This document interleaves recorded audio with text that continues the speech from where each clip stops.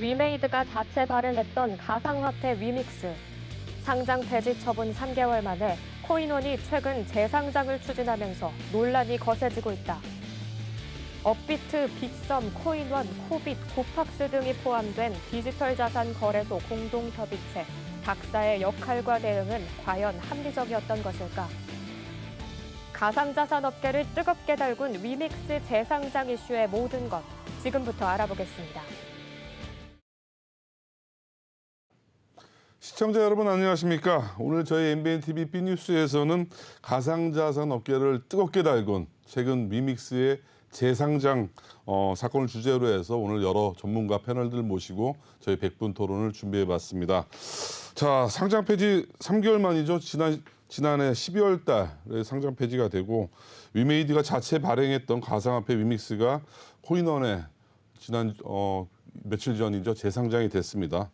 가상자산 시장의 또 준 공적 단체 역할을 하고 있는 닥사의 역할도 투자자들의 도마 위에 올랐습니다. 과연 이러한 현상들이 발생된 이유가 무엇인지 또 닥사의 기능이 무엇인지 끊이지 않는 논란에 대해서 우리 MBNTV 100분 토론에서 심도 있게 파헤쳐 보도록 하겠습니다. 저를 기준으로 왼쪽에는 KDA 한국 디지털 자산 사업자 연합회 회장 강성호 회장 나오셨습니다. 안녕하세요. 네, 안녕하세요. 네, 또 그 왼쪽으로는 한국정경신문의 이상훈 부장 자리 나오셨습니다. 안녕하세요. 안녕하십니까. 네, 제 오른쪽에는 박성준 동국대학교 블록체인 교수님 나오셨습니다. 안녕하세요. 네, 안녕하세요. 네. 디센트 전문 변호사죠. 디센트의 디지털 자산 전문 변호사죠. 홍푸른 변호사님 자리 나오셨습니다. 안녕하세요. 네, 안녕하세요. 네, 먼저 지난 2월달 16일에 중앙화된 거래소 협의체인 닥사 소속 코인원이라는 디지털 자산 거래소가 위믹스의 재상장을 전격적으로 단독 결정을 했습니다. 중앙화된 거래소가 코인 생태계에 어떤 의미가 있는지를 돌아보게 하는 상당히 논란이 많은 결정이었었는데 지난해 11월부터 시작된 위믹스 사건의 상장 폐지 순간부터 우리가 한번 되짚어 돌아볼 필요가 있을 것 같습니다. 일단 지난해 11월 25일 위메이드 장영국 대표 이사의 위믹스 상장 폐지와 관련된 온라인 미디어 간담회 주요 내용부터 확인하도록 하겠습니다. 근데 어떤 기준도 없고 가이드라인도 없는데 무엇의 거래를 종료시킨다 하는 결정을 한다는 게 매우 비합리적이라고 저희는 생각합니다. 명확한 기준을 제시해주고 그 기준을 위메이드가 못 맞췄을 때, 위믹스가 못 맞췄을 때 이런 처분을 받는다면 그거는 저희가 받아들일 수 있습니다. 저희가 맞추지 못한 것이니까요. 하지만 기준도 없는데 저희가 뭘 못 맞추었다는지 설명도 안 해주면서 거래 지원을 종료하겠다는 일방적인 통보를 한 것을 저희는 갑질로 생각을 합니다. 저희가 여러 차례 닥사를 통해서 커뮤니케이션을 했습니다. 그리고 사실은 그 결과로 어제 거래 지원 종료라는 업비트의 공지를 보고 저희는 알았습니다. 지금까지도 업비트는 저희한테 공식적으로 너희가 거래 지원 종료가 되었다. 그리고 그 사유는 이것이다라고 설명을 해주지 않았고요. 어떤 기준이 없다 하더라도 그러면 우리가 이제 상식적인 혹은 다른 재판이나 이런 데서 보이는 것과 같은 일반적인 프로세스로 문제에 대해서 처리해가는 방안이 있을 수 있습니다. 닥사와의 커뮤니케이션, 업비트와의 커뮤니케이션 내내 그랬습니다. 앞서 말씀드린 아직까지 저희한테 저희의 소명 중에 무엇이 불충분했는지를 알려주지 않았고요. 적어도 외부에 공표하기 전에 당사자인 저희한테는 이러이러한 문제가 있었는데 너희가 이런 식으로 해명을 했지만 그게 불충분하기 때문에 우리는 거래 지원을 종료한다라고 해주는 게 이게 뭐 무리한 요구입니까? 이 정도의 투명성은 갖춰서 얘기해야 되는 거 아닙니까? 그러니까 위믹스에게 적용했던 그 철저한 기준을 왜 다른 코인들한테 적용하지 않죠? 이 불공정함을 저희는 그대로 두고 볼 수는 없습니다. 네, 방금 시청자 여러분들께서 영상으로 위메이드 장영국 대표이사의 유튜브 온라인 간담회 영상을 보셨는데요. 자, 이제 좀 자세한 얘기들을 패널 분들과 나눠보도록 하겠습니다.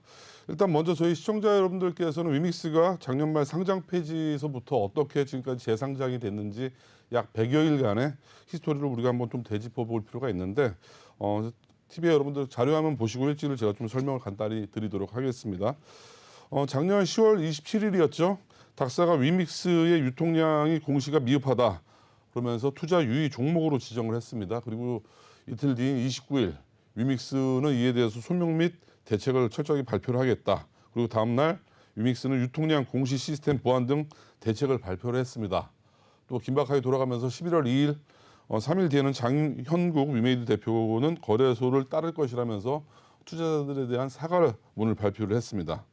그리고 17일 닥사는 위믹스 투자 유의 종목을 더 연장해주면서 좀 숨통이 늘어나는가 싶다.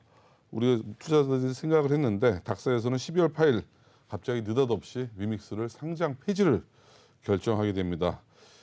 이에 따라 다음 날인 장영국 대표이사는 좀 전에 보신 온라인 영상 미디어의 그런 법적 대응을 시사를 하면서 업비트의 슈퍼갑질, 거래 종료에 대해서 불복하겠다, 법적 투쟁을 하겠다.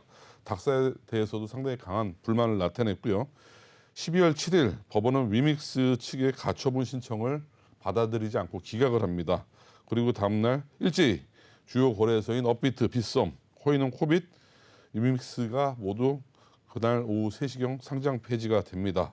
자, 이렇게 해서 긴박하게 상장 폐지가 됐는데 먼저 우리는 이 상장 폐지부터 어떻게 긴박하게 돌아갔는지 당시의 상황이 합리적이었는지 패널분들의 의견부터 좀 들어보도록 하겠습니다.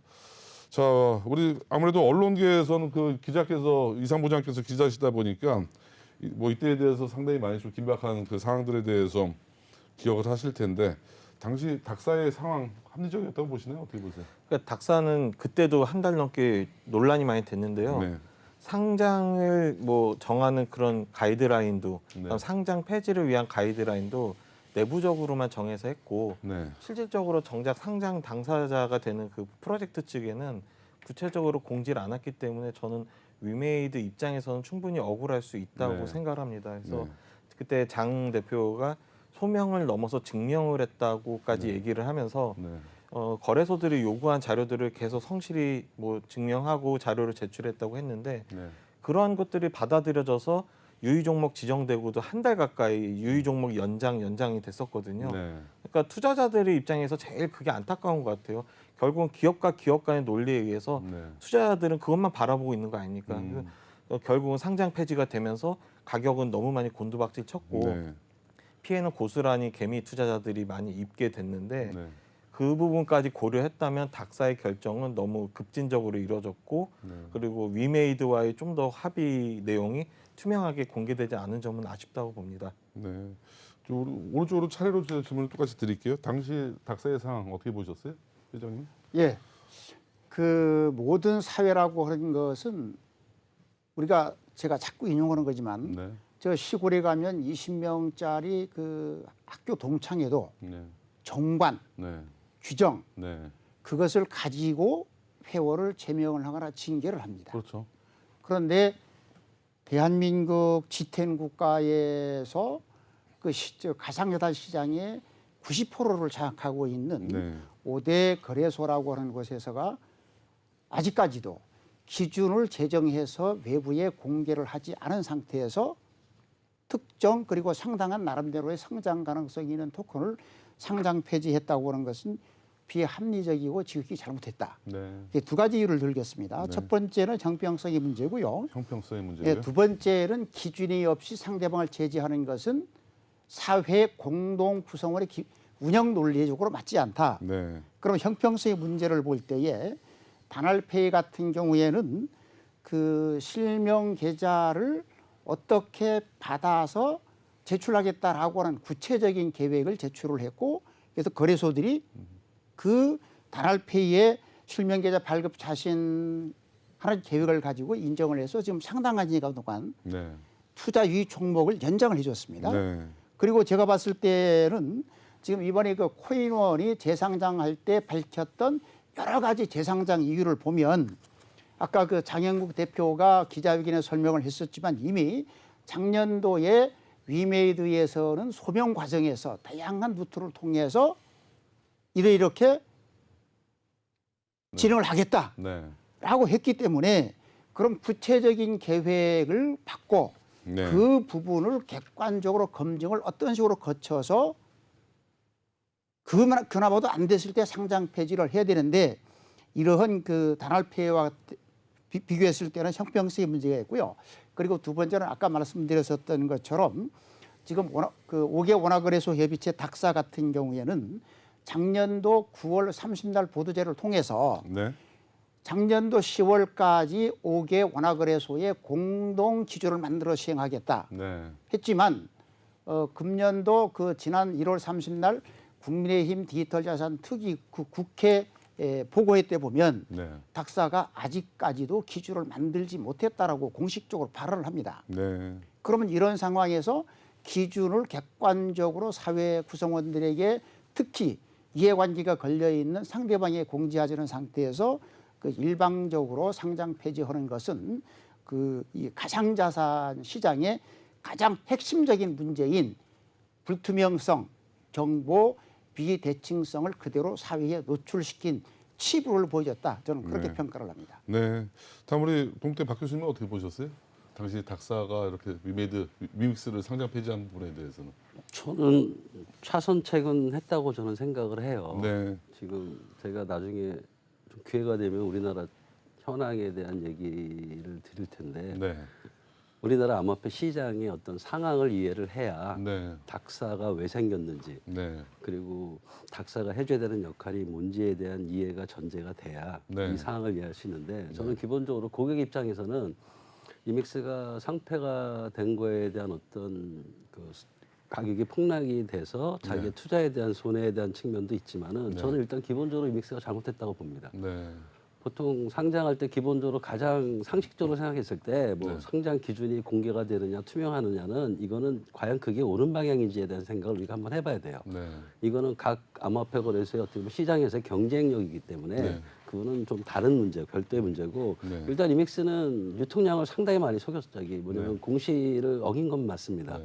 유통량을 속였다는 그 제가 아는 바로는 담보 물량까지 포함하면 꽤 되는데 네. 담보 물량을 빼고서도 거의 한 20-30% 유통 물량을 속인 거예요. 네. 이거는 사실 시장 가격에 상당히 치명적인 역할을 하는 거기 네. 때문에요.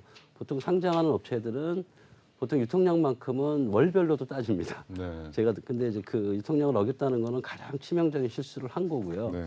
제가 뭐 아는 분들을 통해서 들어보니까 위메이드는 공개적으로는 충분히 소명을 했다고 하는데 네. 제가 볼 때는 충분한 소명을 못했고요. 음. 그 소명하는 와중에서도 몇 가지 그분들은 실수라고 얘기하는데 네. 그게 자이든 타이든 실수를 한 것까지도 제가 아는 바로는 확인이 된 것 같아요. 네. 그런 측면에서 닥사가 상장 페이지에 대한 한 것이 최선은 아니지만 네. 그래도 차선책이라고 저는 생각을 합니다.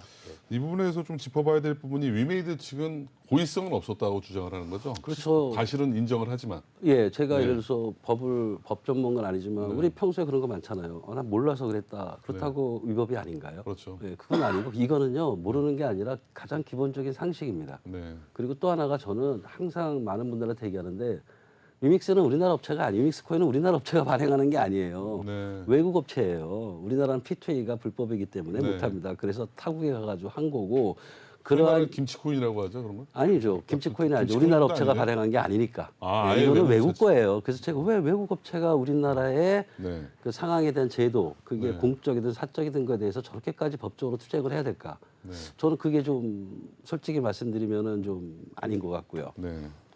그러면 그렇게 하고 싶으시면은 그 나라 네. 업체 뭐 우리나라하고 그 나라하고의 무슨 뭐 이게 무역 불공정이 될지 뭐가 될지 다른 방법이 있는 거지. 네. 직접 말로는 이제 우리나라 업체처럼 행동을 하는데 발행은 우리나라 업체가 아닙니다. 외국 업체라는 거 분명히 제가 전제를 깔고요. 근데 이 부분에 대해서 저도 좀 개인적으로 궁금한 질문인데 예. 소위 말하는 다 우리나라 코인 재단들이 우리나라에 주소지를 두고 있는 재단들이 거의 없거든요. 다 외국에 주소지를 두고 있지 않나요? 싱가포르나. 그게 이제 우리나라의 암호화폐 시장의 전체 상황을 이해를 하셔야 되는 거죠. 네. 그건 제가 좀 이따 말씀드리겠는데 이 닥사라는 것도 제가 볼 때는 5개 거래소가 원해서 만든 것 같진 않아요. 네. 작년 국감 때 네. 암호화폐 거래소에 대한 여러 가지 이제 압박이 들어가는 거니까 금융당국이나 어떤 뭐 국민의힘의 디지털 자산 특별위원회 요청에 의해서 네. 만들어진 거지 네. 그분들이 원해서 만든 건 아니고요. 네. 그러다 보니까 그쪽도 좀 당황했을 거예요. 네. 그래서 어쨌든 닥사라는 게 생겼기 때문에 저는 조금 예를 들자면 우리나라에서 과연 암호화폐 거래소 상장이든 시장이든 어떤 규제를 할 수 있는 것 또는 규제를 할 수 있는 어떤 제도가 있느냐는 거죠. 네. 시장에는 아무것도 없습니다. 네. 방치된 시장에서 저는 그나마 닥사라는 게 만들어졌기 때문에 네. 우리나라에서 시장의 어떤 뭐라 그럴까 룰이라고 그럴까요? 그게 네. 비록 자율이든 강제든 간에 그 룰이 있다면은 그 룰 마음에 안 들 수도 있습니다. 네. 초기이기 때문에 과도기적이라고 생각할 수도 있지만 그 룰을 따라가는 것이 저는 맞다고 보고요. 네. 그런 의미에서 저는 차선책이라고 말씀을 드리고 네. 그럼 최선책이 뭐냐? 그럼 제가 좀 이따 말씀을 드리겠습니다. 네. 네, 다음은 우리 그 디센트 홍푸른 변호사님 어떻게 생각하세요? 네, 저는 일단 기본적으로는 닥사의 결정이 좀 더 합리적이지 않았나 하는 생각이 듭니다. 네. 왜냐하면은 이 법원에서 밝혀진 바를 따르면 네. 위믹스 같은 경우 이제 위믹스가 주장하는 것이 유통량에 대한 정확한 기준이 없다는 것은 법원도 인정을 했거든요. 네. 그런데 그러면은 코코아 파이낸스에 이 담보를 제공한 다음에 네. 뭐 USDC로 현금화한 것을 보고 그 담보가 실제로 풀리지 않으면은 과연 유통량에 문제가 없는 것인가 하는 기준에 문제는 있습니다. 하지만 법원에서도 가장 위메이드에 유리한 기준을 적용한다고 하더라도 그 유통량은 분명히 위반됐다. 그리고 그 액수가 수백억에 이르니까 중대하다. 그래서 네. 그리고 이런 코인들을 가만히 놔두게 되면 네. 좀 더 코인의 시장들이 투기적으로 변하지 않겠느냐 네. 하는 걱정도 있었습니다. 어쨌든 우리 뭐 당연히 법 쪽에서 대표하셔서 뭐 대표하진 않으셨지만 변호사님 나오셨다 보니까 법원의 판단에 대해 상당히 중요성을 말씀해 주신 것이고 법원의 물론 본안 판결은 아니지만 가처분 그 판결에 대해서는 충분히 존중을 해야 된다는 입장으로 이해를 하면 될까요? 네, 맞습니다. 그리고 제가 한 말씀 네네. 드릴 게 있는데요. 그 오해가 될 것 같아서 제가 이제 발언을 합니다. 예. 네. 제가 왜 작년도 그 닥사의 판단이 잘못됐는가라고 하면 네. 이번에 그 코인원이 재상장을 하면서 네. 그 여러 가지 닥사의 결정에 대한 상패 원인들을 네. 치유가 됐다, 네. 보완이 됐다라고 하는 거거든요. 네. 그러면 이미 제가 드리는 말씀은 작년도 그 상장 폐지하기 전에 네.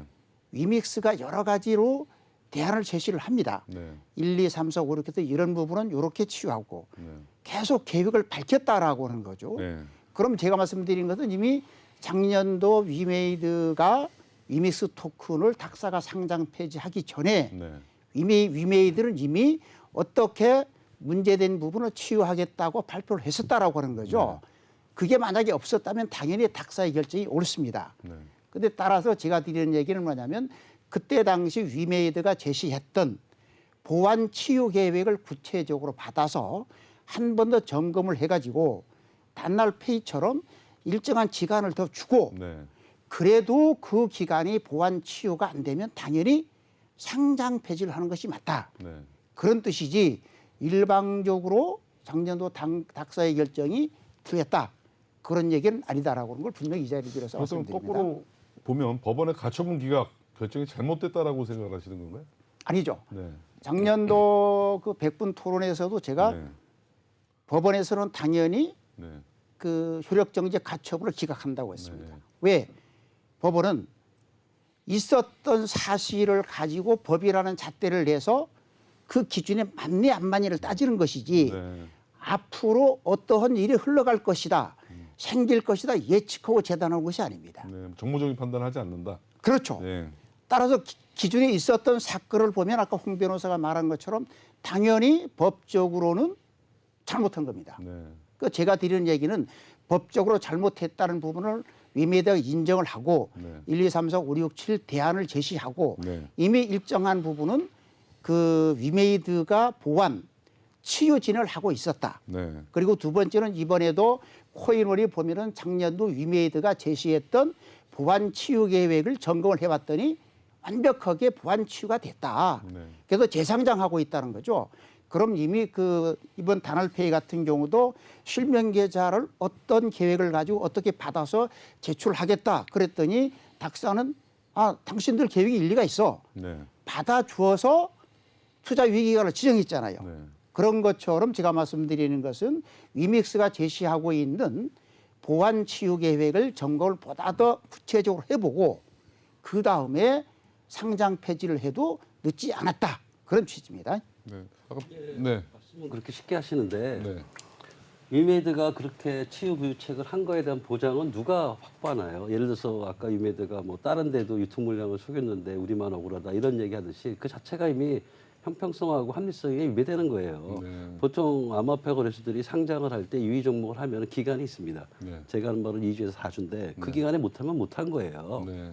우리가 3개월까지는 어떻게 뭐라고 뭐 하겠다라고 그러면 왜 유독 이미스만 그걸 봐줘야 되는 건지 네. 단할 문제는 좀 다른 문제죠. 네. 그거는 이제 가상자산 사업자 문제지 네. 상장에 대한 어떤 뭐 유통량을 속였다든지 하는 조금 제가 볼 때는 문제가 다른 거기 때문에 불특정 다수의 피해자들이 없었죠. 예, 그거를 이제 동일하게 보시는 거는 아닌 것 같고 일단은 제가 볼 때는 차선책이고요. 네. 좀 이따 뭐 코인원에 대한 거는 다시 얘기할 테니 네. 그거는 그따 다시 한번 네, 말씀드리죠. 다시 한번 주요 질문을 드리도록 하고요. 아까 변호사님께서 또 못하신 말씀 있으시나요? 네. 그리고 네. 방금 교수님께서 말씀하신 것과 같이 네. 좀 더 추가적으로 말씀을 드리면 이제 코인 닥사 쪽에서 네. 바로 이제 상장 폐지 결정을 한 것이 아니고 네. 처음에 거래 종목 유의 지정을 합니다. 네. 그리고 위믹스 쪽에 16번에 걸쳐서 소명 자료를 제출을 받았고요. 네. 그리고 4번에 걸쳐서 이제 대면으로 네. 회의를 하면서 네. 이 유통량에 대한 뭐 위반이 어떻게 된 것인지를 물어봅니다. 네. 그리고 그 과정에서 위믹스가 제출한 그런 쪽에서는 이제 매번 유통량이 얼마나 유예됐는지 이거를 밝히는데 네. 어떨 때에는 뭐 이만큼 뭐 초과됐다. 그러다가 다음에는 초과되지 않았다. 그리고 그 다음에는 우리가 담보 제공한 거를 갚았으니까 문제가 없다. 이런 식으로 답변을 하는데 네. 제가 생각하기에는 이게 과연 사후적으로 치유가 됐다고 하더라도 과연 결과만 되면 그 과정이 정당화될 수 있는 건지 그리고 우리가 그거를 상장 폐지 안 하고 냅둔다면 다른 프로젝트들도 유통량을 우리가 잠시 뭐 프로젝트에 돈이 필요할 때 그 유통량을 뭐 위반한 다음에 나중에 치유하면은 그것이 다 정당화될 수 있다고 이런 거를 부여할 우려가 있기 때문에 그 결정은 상당히 합리적이지 않았나 하는 생각이 듭니다. 네. 저희 그 언론 또 그 입장에서는 취재를 하다 보면 또 이런 얘기들이 많이 좀 들리거든요. 왜 유독 위믹스만 이렇게 엄격한 잣대를 대느냐. 전수조사를 한다면 여러 코인들이 상당히 이런 유통량 문제가 많이 드러날 텐데 왜 위메이드만 이런 그 불합리적인 판단을 받아야 되냐 이런 얘기들이 많이 나오는데 우리 이상한 부장께서는 이 재단들을 취재하는 과정에서 어떤 거 이런 유통량 문제들 상당히 좀 예전엔 비일비재하지 않았나요? 일단 저도 박 교수님이 말씀하신 거에는 동의를 하고요. 물론 유통량은 굉장히 중요하고 유통량이 이제 보고된 것과 이제 실제 이제 유통이 적용된 게 달라서 문제가 있다는 것까지는 저도 납득을 하는데 네. 사실 이게 좀 양비론 같긴 하지만 다른 프로젝트들은 옛날에 더한 문제들이 굉장히 많았습니다. 네. 그래서 위믹스의 그 유통량이 넘어가면 되는 문제는 물론 아니지만 네. 왜 유독 위믹스에만 큰 잣대를 대냐라는 생각이 들었고요. 네. 그리고 말씀하신 대로 외국 프로젝트라고 하고 외국 코인이라고 했을 때 위믹스 코인이 상장된 거래소의 또 대부분이 외국 거래소입니다. 네. 예를 들면 크립토닷컴이라든지 네. 뭐 바이비트라든지 그런 해외 거래소들도 상장이 돼 있는데 제가 어떻게 알게 된 해외 거래소 관계자들도 위믹스의 상장 폐지에 대해서는 논의는 되고 있다고 하더라고요. 네. 왜 그렇게 왜 상장 폐지를 관심 가지고 있냐 했더니 아무래도 거래량의 90% 이상을 한국에 있는 거래소, 닥사에 있는 거래소에서 다 내다 보니까 네. 거기에서 상장 폐지하면 우리도 좀 영향을 상장을 미친다. 영향을 미치지 않겠냐라고 했는데 결과론적으로는 상장 폐지를 안 했어요. 대부분의 네. 거래소들이. 그러니까 우리나라가 좀 더 사실 엄격한 잣대인 건 맞습니다. 네. 해외에서도 많은 거래소들이 그 거래의 유통량이나 여러 가지 문제가 됐던 코인들이 굉장히 많이 상장됐고 네. 약간 주식시장과 좀 다른 결로 보는 부분이 있는데 네. 저는 위믹스는 좀 음. 많이 좀 대표성을 가지고 얻어맞은 네. 경향이라고 좀 봅니다. 네.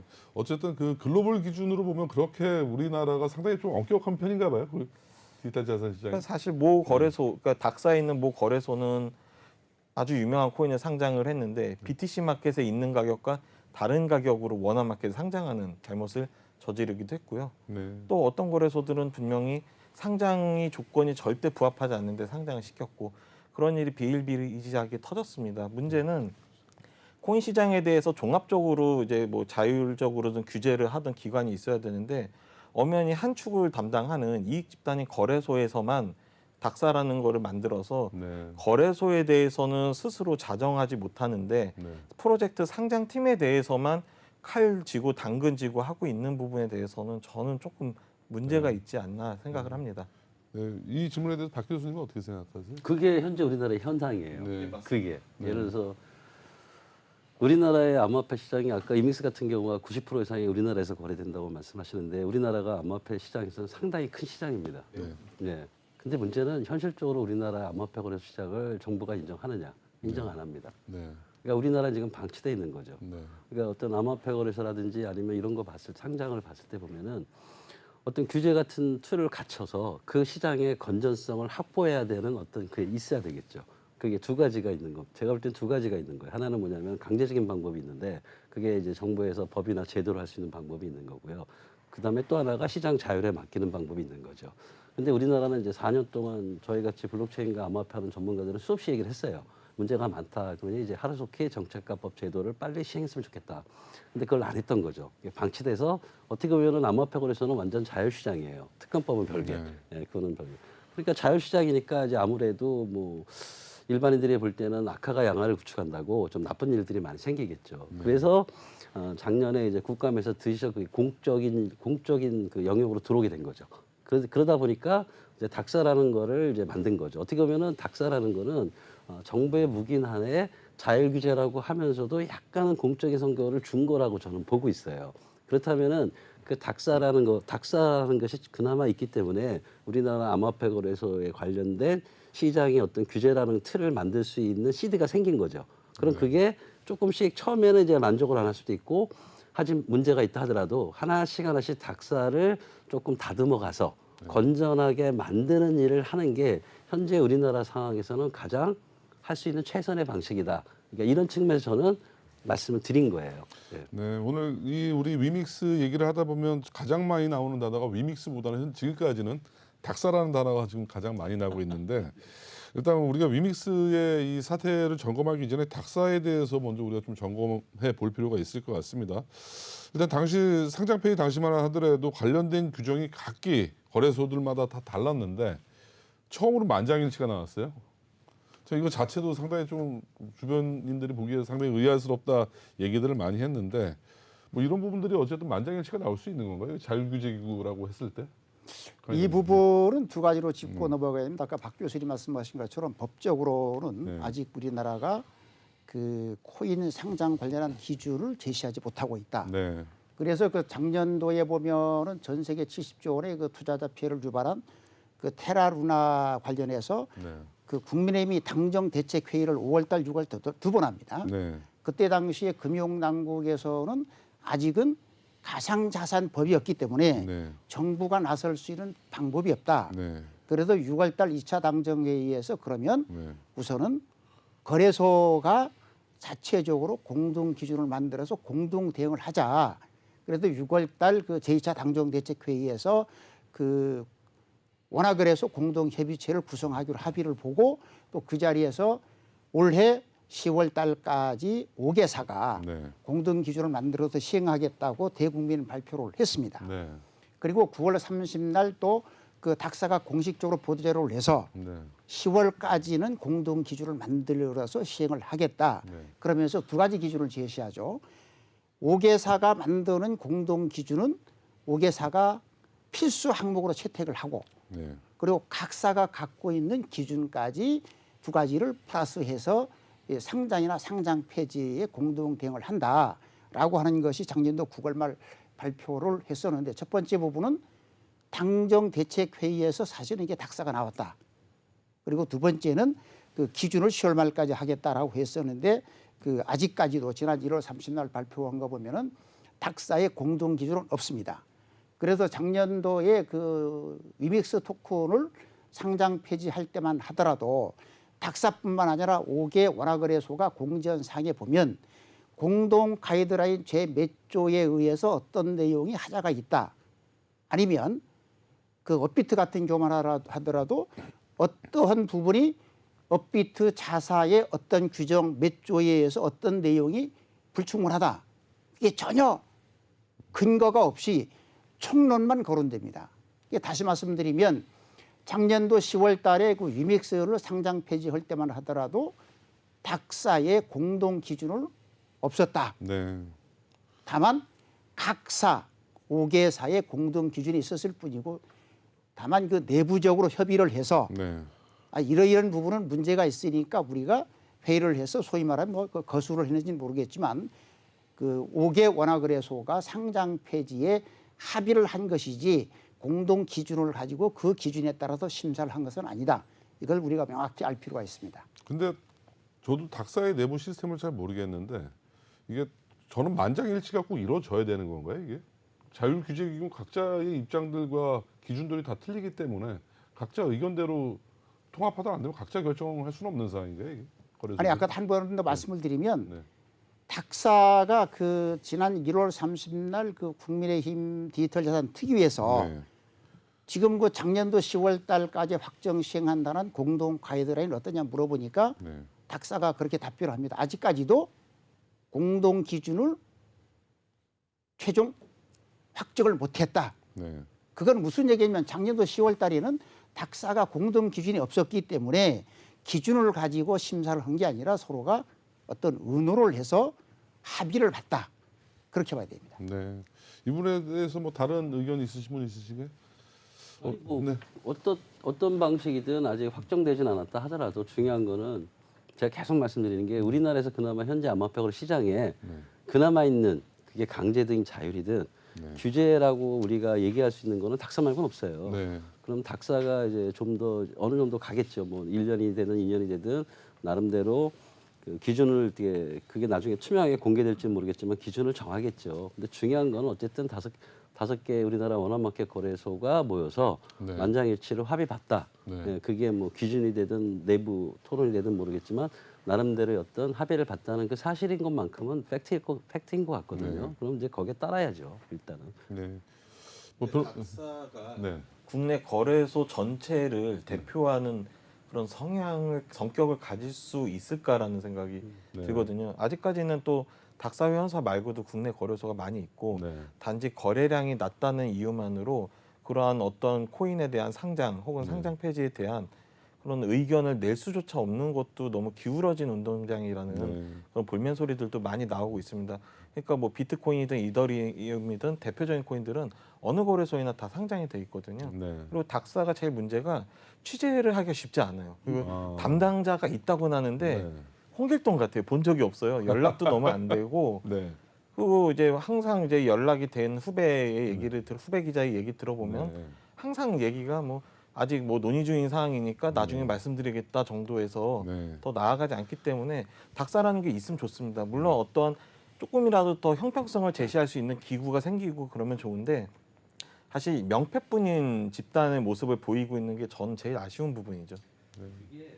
가장 먼저 해결해야 되는 게요. 닥사든 또 얼마 전인가 V사 생겼잖아요. VX사인가 이제 코인 마켓 거래소들이 이제 나름대로 자율 규제 정책을 하기 위해서 XA라고 V사를 만들어 놨잖아요. 네. 그러니까 그게 이제 서로 시장이 양분돼 있는 거죠. 네. 그러니까 근데 일반인들은 코인 마켓은 죄송하지만 아직 신경을 안 써요. 네. 주로 이제 주목받는 게 원화 마켓이니까 제가 볼 때는 가장 먼저 해야 되는 게 뭐냐면은 지금 우리 기자분님 말씀하신 것처럼 전체 시장을 봐주신다 그러면은 가장 먼저 해야 될 게 뭐냐면은 상장 기준 다 좋지만 우리나라 암호화폐 거래소 시장의 활성화를 위한 원화 마켓 활성화가 필요해요. 그게 이제 균형적인 불균형 운동장이라고 얘기하는데 기본적으로 우리나라가 원화 마켓이 된다는 게 거의 힘들잖아요. 왜 그래야 되느냐는 거죠. 무슨 법적 근거를 가지고. 네. 그러니까 우리나라 국내 그 상황을 보면은 해결할 게 너무 많은 거죠. 네. 그 많은 거를 한꺼번에 가져와 가지고 그걸 가지고 이제 닥사를 얘기하기 시작하면은 이거는 말이 안 되는 상황들이 많죠. 일단은 현실에서 가만히 봤을 때 일단 원화 마켓 기준 그때는 닥사라는 자율 규제가 있으니 그게 문제가 있다 하더라도 그럼 그것을 문제가 없게끔 하나씩 업그레이드 나가는 그 과정을 가는 것이 현재 우리나라에서 할 수 있는 최선의 방향이 아닌가. 이제 이거를 제가 계속 말씀드리는 거고요. 그 이전에 말씀드리면 저는 빨리 원화 마켓이 활성화됐으면 좋겠어요. 네. 예, 코인 마켓을 빨리 원화 마켓 해주는 거를. 예. 네. 그 부분에 대해서도 제가 조금 더 드릴 네. 말씀이 있는데 예. 그러니까 닥사 문제를 떠나서 예. 그러니까 특검법이 나오고 나서 ISMS 인정 정보보호 관리 체계 그를 받고 그 다음에 가상자산 사업자로 그 바스프 인증을 받아야지만 이제 사업을 할 수 있지 않습니까? 근데 처음에 총 37개 정도가 그렇게 인증을 받았는데 그 중에 또 27개가 거래소였잖아요. 나머지 10개도 거의 다 이제 커스터디 기관이거나 지갑 쪽이었기 때문에 지금 되게 많은 거래소 외 프로젝트들, 가상자산 관련으로 뭐 사업을 하는 곳들이 아예 사업을 못 하고 있는 거예요. 처음에는 ISMS 인증 기관 기준도 아니라고, 너는 기업은 대상도 아니야, 너는 블록체인 사업자 아니잖아라고 기사에서 그렇게 얘기를 했다는데, 나중에 보니까 FIU에서 그걸 받아와야지 된다. 다시 또 이제 ISMS 인증을 또 문의 들으니까 그래? FIU에서 그렇게 얘기했다고? 그럼 또 너네 그러면 ISMS 받아야지. 그러니까 갑자기 스타트업인데 몇억 원을 들이고 일정 기간 1년 정도를 소요해야 되니까 도저히 지금 받을 수 있는 상황이 아닌 거예요. 그래서 지금 1년 동안 작년에 추가로 이제 가상자산 사업자로 허가가 떨어진 곳이 없지 않습니까? 애초에 우리나라에 있는 모든 블록체인이나 가상자산에 대한 모든 그런 시점이 다 거래소 중심으로만 돼 있고, 그 거래소에서도 5개 거래소에만 너무 많은 혜택과 특혜를 주는 것 때문에 피해보는 사람들이 많은데 점유율이 작아서 거래량이 낮아서 너희는 스타트업이니까 배제되는 게 저는 아쉽다는 말씀을 드리는 거고요. 제가 이제 덧붙이면 이제 조금씩 이제 얘기하다 보니까 국내 현황에 와 있는 건데요. 특검법은 암호화폐 거래소의 뭐 건전성을 확보하는 게 아니잖아요. 여기 이제 잘 아시겠지만 특검법은 그냥 딱 하나입니다. 자금 세탁 방지하고 엘메이기 때문에 그거는 이제 암호화폐 거래소에 적용을 해야 되는 거고, 아주 본질적인 문제로 들어가면 왜 우리가 예를 들어서 트래블러를 세계 최초로 해야 되느냐, 그만큼 우리가 시장이 성숙되고 안정화돼 있느냐, 하여튼 여러 가지 문제가 있어요. 근데 특검법 대상이 암호화폐 거래소에서 이제 자꾸 암호화폐 관련된 소위 말하는 이제 중개 발행 빼고 중개 매매에 대한 영역을 자꾸 넓히다 보니, 그러다 보니까 이제 암호화폐 거래소가 아니더라도 그럼 지갑 사업자, 내 어떻게 보면은 나의 그 자산이 되겠죠. 자산을 갖고 있는 업체들 중에 하나도 또 지갑이잖아요. 그러다 보니까 이제 금융당국이 볼 때는 자꾸 그게 넓어지는 거죠. 제가 볼 때는 금융당국도 예상 못하게 넓어지는 거예요. 그래서 지금도 이게 가상자산 사업자인가 아닌가에 대한 해석을 또 하고 있어요. 그러니까 그게 바로 제가 말하는 우리나라의 현실이라는 거죠. 혼란. 시장의 혼란 때문에 생기는 여러 가지 문제가 지금은 많다. 그 그런 시각에서 바라보면은 닥사의 역할이 나올 수도 있는 거고, 닥사의 어떤 행위들에 대한 이해라기보다는 그럴 수밖에 없지 않느냐라는 변명이라고 그럴까요? 그런 걸 제가 말씀을 드리는 거예요. 네, 잠깐 우리 주제가 좀 계속 이제 좀 너무 이제 범위가 좀 확대가 되고 있습니다. 제가 특수 문제가 나왔기 때문에 예. 저는 평생 공직을 했던 행정가 네. 출신이거든요. 국가가 운영되려고 하면 아까 말씀드린 것처럼 그 시골에 있는 20명짜리 동창회도 전부 다 정관에서 움직인단 말입니다. 그래서 작년도 6월 달에 그 루나 사태 그 2차 당정 회의에서 거래소끼리 공동 가이드라인을 만들자라는 합의가 이루어져서 우리 그 코인마켓 거래소는 이미 이렇게 해가지고 작년도 7월 달에 48개 조항으로 심사 기준까지 전부 다 안을 만들어서 공개를 했습니다. 그래서 지금 그 닥사에다 요청을 하고 있거든요. 그럼 닥사도 빨리 이런 그 가이드라인 분을 주면 아까 우리 뭐 다 아시는 것처럼 그 5개 원화거래소가 시장의 90%를 차지하기 때문에 코인마켓 거래소가 닥사보다도 더 강한 규정을 둘 수는 없으니까 강도를 조정을 해서 우리도 확정 시행하겠다. 그럼 이렇게 사회가 운영되려고 하면은 기본 기준을 만들고 그걸 구성원들에게 해당 이해관계인들에게 공지를 했을 때 자동적으로 상대방들은 그 기준을 보고 움직이는 겁니다. 근데 그 기준이 없이 기준은 뒤에 숨겨놓고 하게 되면은 언제든지 부작용이 생기면서 그 사회는 항상 불투명성이라든지 신뢰를 훼손할 수밖에 없다. 그럼 왜 이런 기준을 만들어서 공개하고 합의를 보고 시행을 하지 않느냐. 핵심은 원인은 여기 있다라는 부분을 우리가 명확하게 짚고 넘어가야 된다는 것이고, 그리고 두 번째는 현재 특검법에 의해서 신고 수리된 거래소가 27개소인데 현재 그 아무리 5개 원화 거래소가 90% 시장을 갖고 있다 손 하더라도 똑같은 특검법에 의해서 관련된 조항을 이행하고 있는 거래소인 경우는 행정당국도 똑같은 대우를 하면서 시장을 정상화시킬 의무와 책임이 있다 하는 부분을 강조를 합니다. 네, 지금까지 우리가 그 위믹스 작년 12월 달에 상장 폐지가 되면서 닥사의 역할론에 대해서 우리가 지금 얘기를 나눠보고 있는데, 점점 얘기가 이제 국가의 그 우리 블록체인, 암호화폐에 관련된 국가 철학까지 이제 얘기가 지금 나오고 있는 지금 상황이네요. 어쨌든 이런 상황에서 패널분들께서도 각자 조금씩 의견이 좀 다른 것 같아요. 우리 이상 부장께서는 어쨌든 이런 부분들에 대해서 너무 성급했다, 닥사의 결정. 그리고 우리 강성호 회장께서는 사전에 공지되지 않은 이런 형평성 문제라든가 전체적인 룰이 사전에 없었는데 너무 똑같이 성급한 상장 폐지를 했다라는 주장을 말씀하셨고, 우리 박 교수께서는 아무래도 전체적으로 우리 저변적인 디지털 자산 시장의 이런 상황을 봤을 때 닥사를 이해해야 되는 측면이 있다라는 말씀을 충분히 하신 것 같고, 변호사님께서도 어쨌든 가처분 기각이라든가 법적인 판단이 나오는 이상 닥사의 결정을 존중해야 된다라는 입장으로 이해를 하면 될까요? 네, 맞습니다. 네. 자, 그러면 이제 상장 폐지와 관련해서는 우리가 여러 의견을 들어봤는데, 이번에 이제 재상장이 됐습니다. 위믹스가. 이번 코인원의 위믹스 코인원 거래소가 위믹스를 단독 재상장을 하면서 불과 2달 만에 또 이런 깜짝 이벤트가 발생이 됐는데, 상당히 많은 또 투자자들의 혼란과 혼선이 또 야기가 됐습니다. 이 부분에 대해서 우리 또 찬반 의견을 우리 전문가들께 들어보도록 하겠습니다. 이번엔 먼저 우리 홍 변호사님께서 먼저 좀 답변 어떻게 가능하실까요? 위믹스 재상장 어떻게 생각을 하세요? 네, 일단 위믹스 재상장은 네. 일단 코인원 측에서 네. 모든 문제가 해결됐다. 그러니까 우리의 자체 기준에 따라서 네. 재상장을 진행한 것이고, 향후에 이런 재발 문제가 없다 이렇게 밝혔기 때문에 네. 저는 문제가 없다고 보고 있고, 네. 좀 구체적으로 말씀드리면은 이제 유통량을 실시간으로 감시할 수 있는 시스템을 만들었고, 네. 그거에 넘어가면은 바로 알람이 울리기 때문에 네. 우리는 그걸 실시간으로 감시할 수 있고, 그리고 뭐 다른 예치할 수 있는 시스템도 만들었고, 네. 또 뭐 재발 방지 약속도 했고, 약간 네. 그리고 우리가 뭐 코인원이 받은 자료를 검토해 보니까 이제 뭐 충분히 신뢰할 만하다 이렇게 해서 재상장을 결정한 계기가 됐습니다. 네. 그리고 또 구체적으로는 법원에서 이제 닥사가 밝힌 바에 따르면은 네.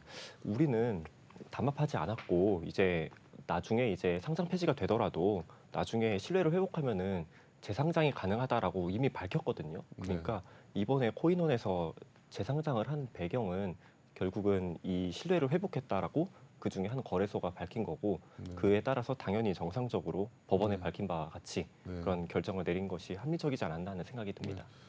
상장 폐지했을 당시에도 법원의 뭐 판단이라든가 그 거래소들의 판단 결정이 옳았고, 또 재상장도 거래소들이 자체적인 점검 잣대를 들여봤을 때 전혀 이상이 없기 때문에 재상장되는 것이 뭐 전혀 이상하지 않다, 그렇게 이해를 하면 될까요?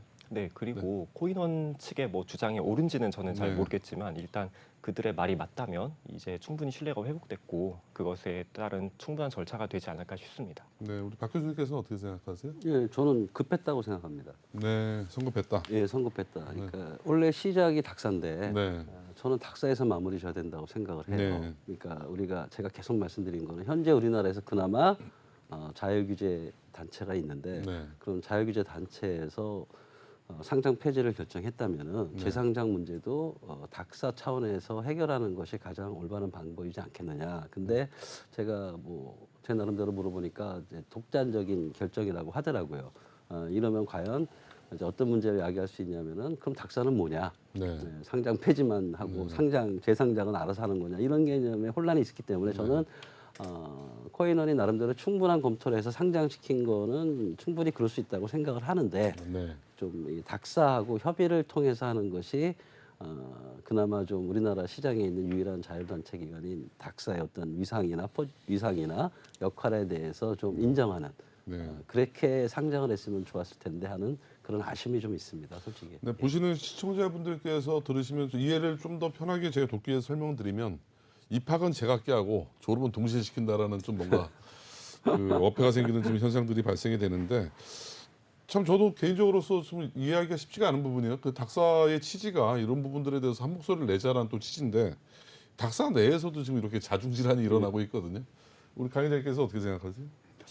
예, 두 가지 측면으로 봐야 됩니다. 아까 제가 일관되게 말씀드리는 것처럼 닥사에서는 작년도 10월 달까지 공동 기준을 만들어서 시행한다라고 네.